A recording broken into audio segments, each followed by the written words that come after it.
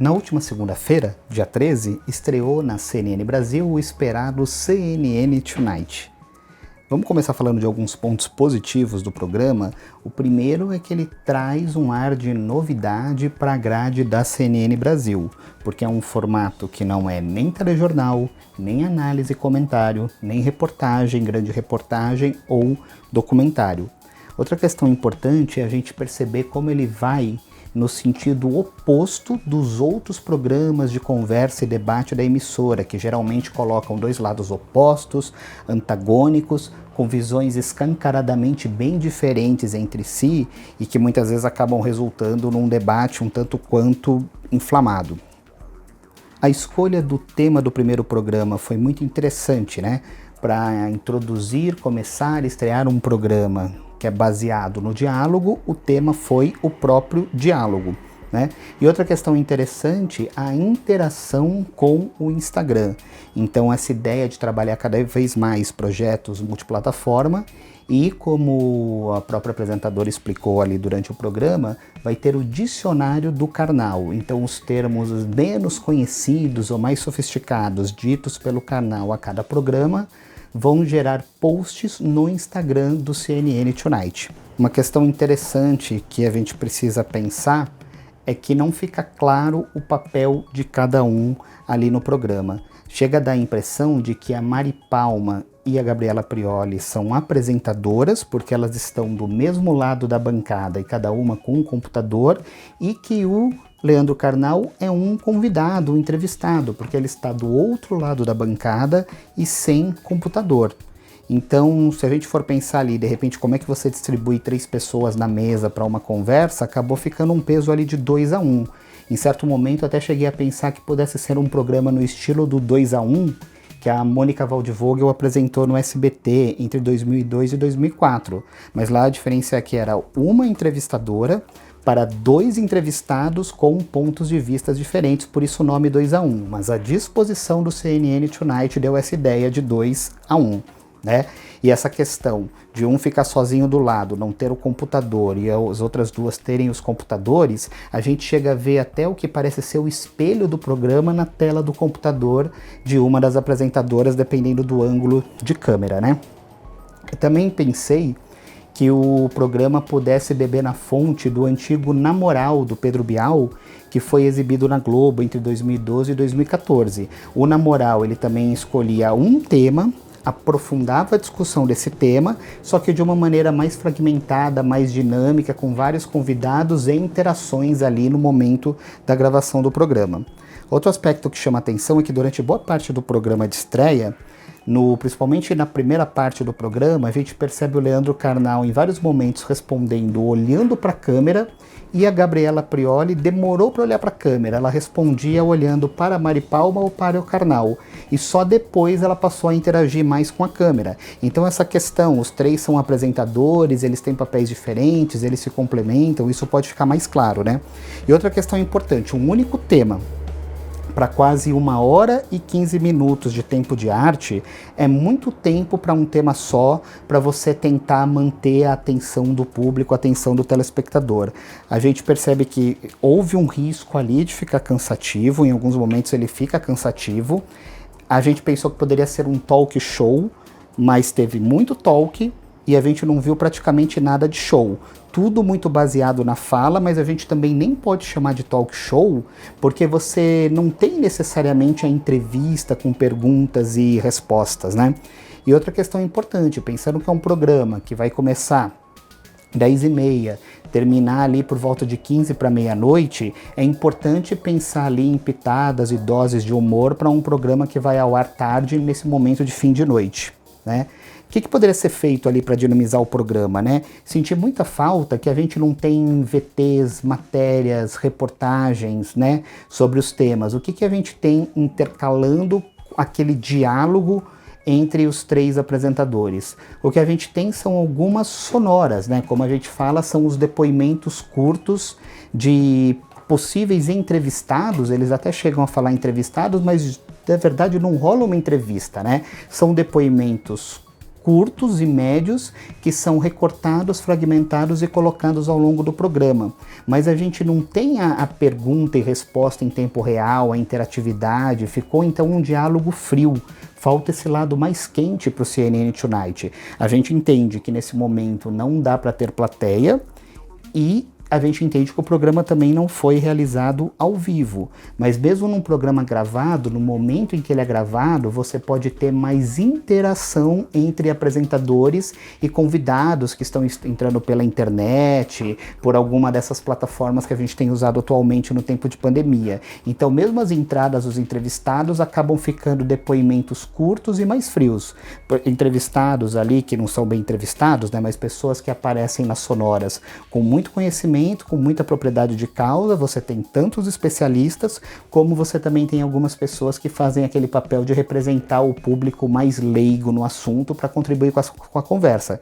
Então isso é interessante também, não deixar nem só público leigo e não deixar só o especialista, porque se tivesse só o especialista, o programa ficaria um pouco mais chato, mais cansativo. Agora, o que dá a impressão é que é tudo muito pré-produzido, então isso acaba tirando um pouco da naturalidade da conversa dos apresentadores, né? Então é tudo assim muito pré-produzido, roteirizado, o que vai falar, o que cada um vai falar, o que vai perguntar, qual é o trecho da sonora que já foi editada, que já foi recortada, que vai entrar naquele momento. Então esse é um aspecto para se pensar também, tomar cuidado para o roteiro não engessar demais o programa. Agora uma questão fundamental, parece mais um programa de rádio do que de televisão. Por quê? Porque a gente não tem quase nenhum acréscimo visual que justifique ser um programa de televisão. Parece um podcast em áudio. Em 1h15 de programa, o que a gente teve de conteúdo visual? Um gráfico no telão mostrado pela apresentadora para contextualizar as buscas da palavra diálogo no Google e algumas frases que as pessoas buscam com a palavra diálogo, né, e os dados estatísticos. Isso logo no começo do programa, ali, menos de 1 minuto. Depois a gente teve, na fala de uma das convidadas, daquelas que fazem as sonoras, né, na área de saúde, 2 imagens de uma área verde com caminhos ali a serem trilhados. Pareciam imagens assim de PowerPoint de palestra de autoajuda. E isso não combinou bem, não combinou em nada, porque nenhum dos outros entrevistados, entre aspas, né, entrevistados que aparecem naquelas sonoras, tiveram alguma imagem de cobertura. E essa médica, essa especialista em saúde, teve essas 2 imagens de cobertura aí da área verde com os caminhos a serem trilhados. Então ficou estranho. É padrão de linguagem ter ou não ter imagem de cobertura nas sonoras, né?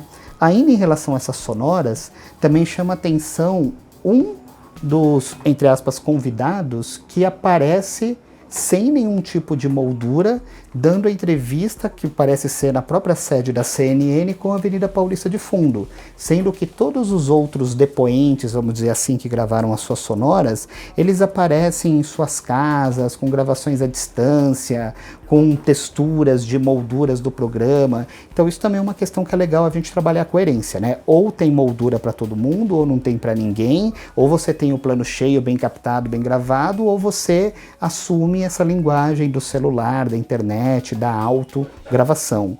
Mas então essas questões acabaram ficando estranhas ali, né?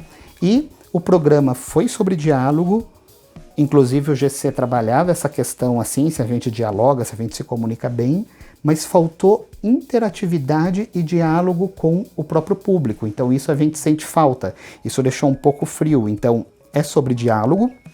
O programa, na verdade, parece mais um formato de colóquio, né? O colóquio no sentido de conversa, mas em vários momentos ele parece até mais um colóquio acadêmico. A ideia é fazer conversa, mas ele está longe de ser, por exemplo, um conversa com o Bial, em que realmente ali a gente tem entrevistador e entrevistado de fato, e que a gente tem uma preocupação com imagens de cobertura. E ele me pareceu quase uma espécie de café filosófico da TV Cultura na CNN Brasil. Então é um programa que tem um casting muito bom, rico, excelente, né? Uma que faz o papel da apresentadora jornalista, o outro que é o filósofo professor experiente, a outra que é a advogada, professora, comentarista política, só que precisa definir melhor qual é o papel de cada um, melhorar essa interação com o público, pensar no ritmo, do dinamismo do programa, então talvez pensar subtemas ligados a um tema principal, mas tomar cuidado para não ficar 1h e 15 minutos praticamente de colóquio e aprimorar esses VTs, esses vídeos externos, né? Não dá para ficar entrando só com sonoras curtas, né? A CNN tem muito material bruto e equipe, para poder produzir reportagens, matérias e VTs que possam contextualizar muito melhor o programa e que justifiquem a importância de por que ele não é um arquivo de áudio no podcast da CNN e por que ele é um programa de televisão no horário nobre. Então acho que essa é a ideia, tem que se definir, tem que ver se ele vai querer ir para um lado do talk show, precisa dinamizar o talk, precisa pensar se tem o show e tomar cuidado para não virar uma espécie de colóquio, virar uma espécie aí de café filosófico. Em relação à interatividade com o Instagram, também precisa tomar cuidado. O programa estreou na segunda-feira e na terça-feira de manhã tinha um post em que falava que o Leandro Carnal estava ali no celular vendo as mensagens, os comentários do programa da estreia. Só que o detalhe é que no próprio Instagram a gente vê que ele está exatamente com a mesma roupa de posts que foram publicados 3 dias atrás.